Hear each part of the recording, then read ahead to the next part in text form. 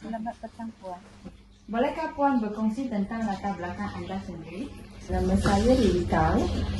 Saya seorang freelance lah. Freelance dan manager saya adalah penulisan kreatif. Saya belajar dari Aswara, degree Aswara, penulisan kreatif. Tapi dalam masa yang sama, saya bidang dalam wayang kulit, dalam persembahan wayang kulit. Bolehkah Puan berkongsi tentang asal-usul dan sejarah wayang kulit? So, wayang kulit Kelantan dia ada pengaruh siam, di mana pengaruh dia pengaruh cerita hikayat Ramayana dengan Mahabharata. So, dalam persembahan wayang kulit Kelantan, dia menggunakan bahasa logat Kelantan, dialek Kelantan sepenuhnya. Apakah simbol dan lambang atau kepercayaan kepada wayang kulit? Wayang kulit, simbol masuk awak simbol tu macam mana? Sebab kalau wayang kulit dia ada patung. Patung wayang kulit, setiap patung memainkan peranan masing-masing. Setiap watak je lah, dia ada watak jahat, watak antalogi dengan antagonis dengan protagonis. Ada watak dua watak baik dengan watak jahat. Lepas tu dia ada watak komedi, dia watak orang darat, orang kampung. Sebab wayang kulit adalah menggunakan prinsip cahaya dan bayang. Ciri-ciri watak, dia ada watak baik, watak jahat je. Watak raja, watak anak raja. Bolehkah Puan menerangkan proses pembuatan wayang kulit?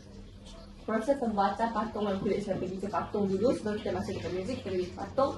Untuk nak buat patung wayang kulit menggunakan kulit lembu, belulang lembu ataupun kambing. Tapi kebanyakan kita akan guna kulit lembu lah, sebab kulit lembu dia tebal sikit. So proses dia, kulit lembu kita jemur. Lepas jemur, dah keringkan, kita akan lukis watak. Watak tu kita akan lukis di kertas A4 atau kertas yang A3, terpulanglah kepada saiz watak tersebut. Lepas kita lukis, kita akan tekak menggunakan kertas wow. So dekat kertas wow kita akan lukis balik. Dah siap lukis kat kertas wow, kita akan tampal di kulit lembu. Dah siap tampal, kita akan prosedur mungkin membuat motong keluarkan watak. Ikutlah. Kalau contoh dekat sana, nanti dekat sana ada watak-watak kulit. Itu menggunakan 100% kulit lembu tanpa bahan pengawet. Lepas siap buat, siap keluar seekor patung wayang kulit, kita akan proses. Ini adalah proses mewarna. Proses mewarna. Siap proses mewarna. Warna dia bukan tetap. Macam dia tidak ada spesifik. Tetapi contoh kalau watak garang, muka dia akan warna merah. Okay. Kalau contoh watak Seri Rama, muka dia warna hijau.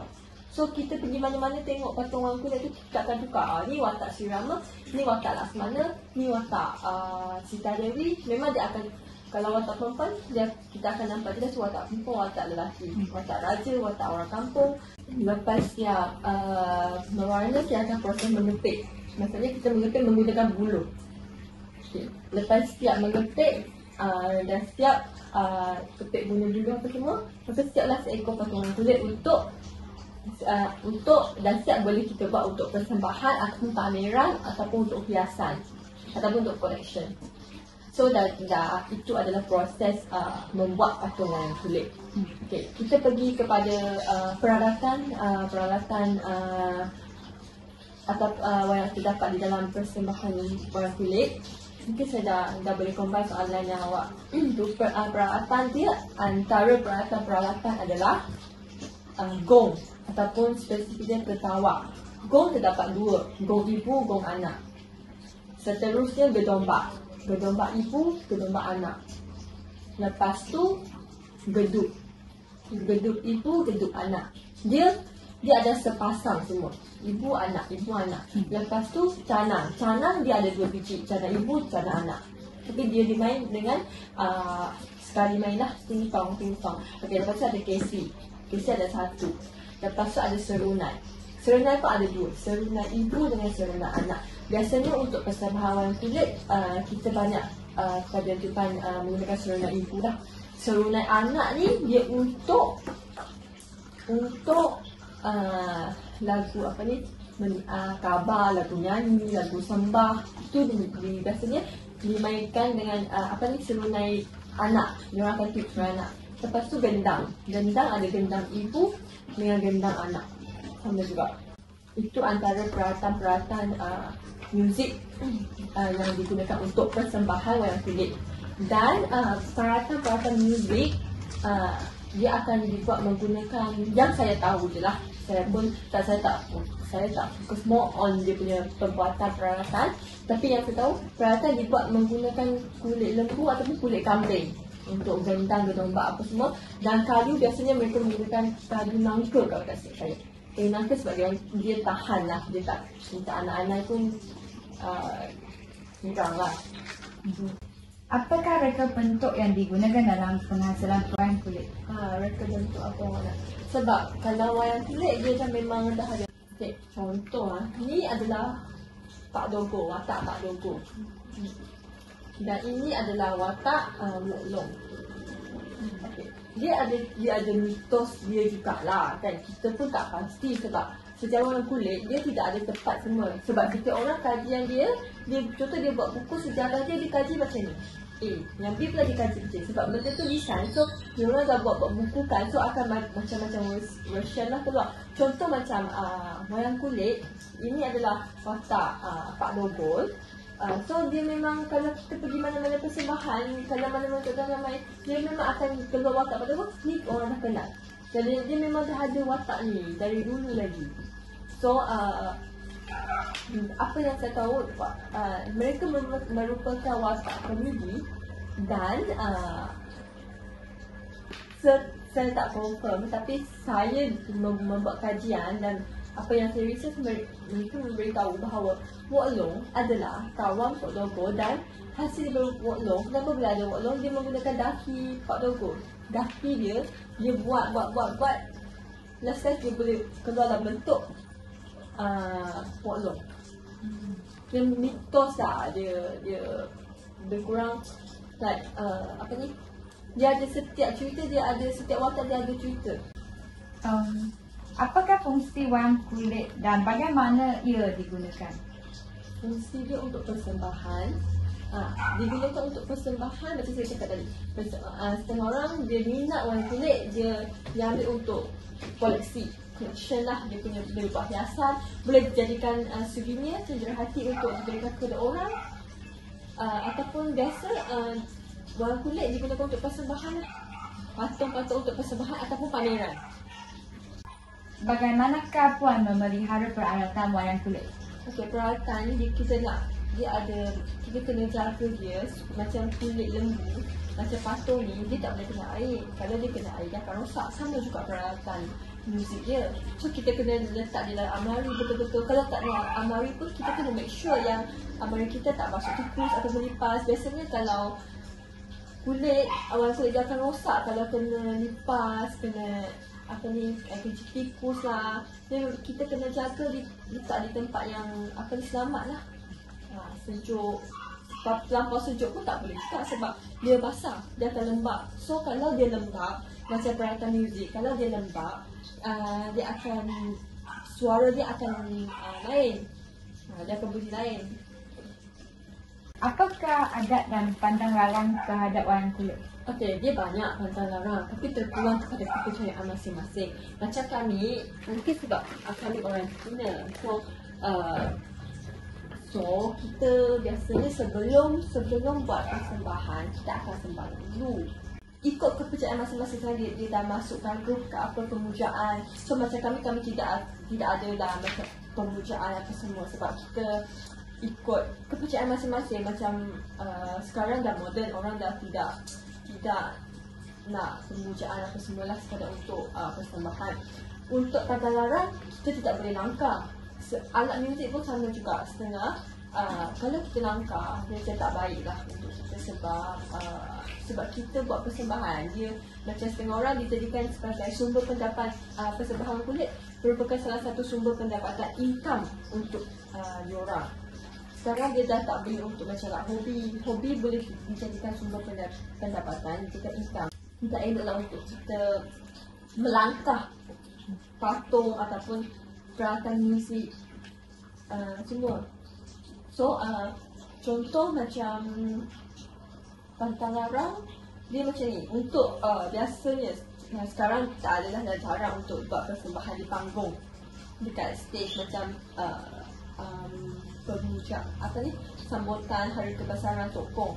Kalau dulu ada persembahan orang jemput, kita buat persembahan di panggung. Contoh 3 hari, 2 malam. Okay, kalau kita nak buat persembahan, sebelum kita start persembahan, kita sampai di sebuah toko, kita akan bertabuh dulu. Kenapa kita kena bertabuh?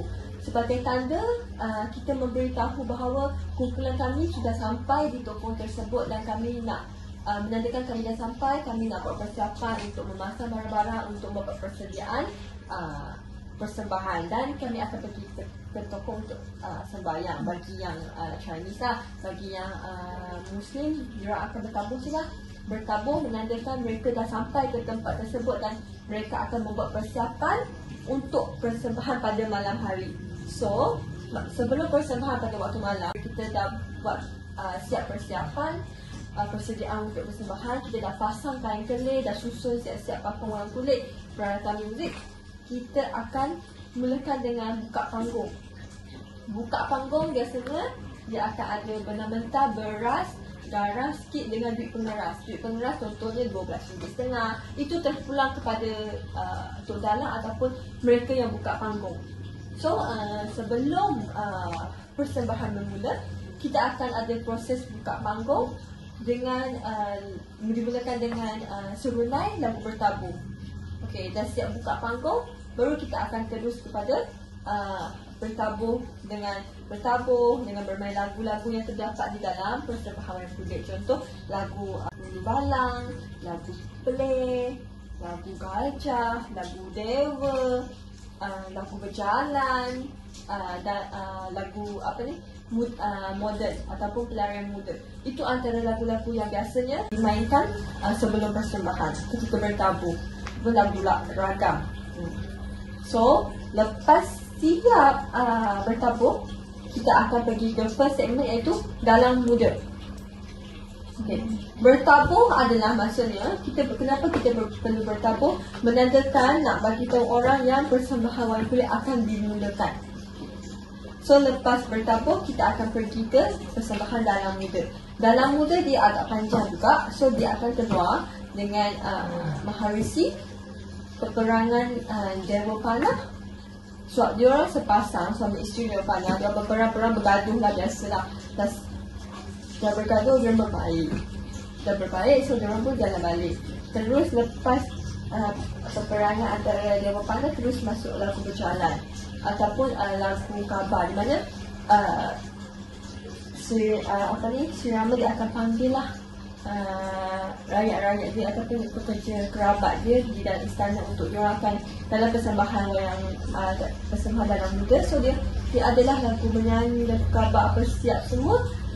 Selesai persembahan Dalang Muda, barulah Dalang Tua yang akan take over. Okay. Sebelum Dalang Muda take over, dia akan beri selesai sudah persembahan Dalang Muda. So kita akan bagi pula untuk sambung cerita. So semasa dibagi tahu apa hikayat, apa cerita yang ingin disampaikan untuk persembahan cerita, ialah persembahan wayang kulit oleh Tok Dalang. So dia akan bunyi lagu Tukar Dalang. Okay. Lepas Tukar Dalang, baru Dalang Tua bermain cerita. Cerita tu terpulang lah hikayat apa yang dia ingin bermain. Hikayat Sri Rama ke, hikayat 5 bangsa saudara, macam-macam hikayat terdapat. Dia ada cerita pokok dengan cerita ranting. So, lepas selesai Dalang Tua, dia akan pergi ke lagu Penutup.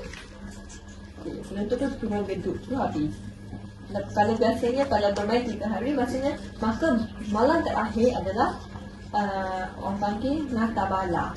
It means dia akan menyanyi lagu, ada satu rangkap lagu lah yang mereka dah tamat persembahan selama berapa hari, pulang lah 3 hari ke 4 hari ke, tu dah tamat semua.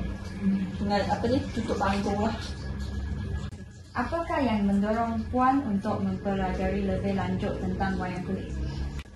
Wayang kulit dia satu kesenian tradisional ketinggalan nenek moyang kita. Kalau kita tak hargai, kita tak jaga, kita tak memelihara kesenian tradisional ini, maka dia akan pupus. dan generasi akan datang tidak kenal apa itu wayang kulit. Sebab dia dah kira kalau ikutkan sejarah tu dah 100 tahun yang lebih.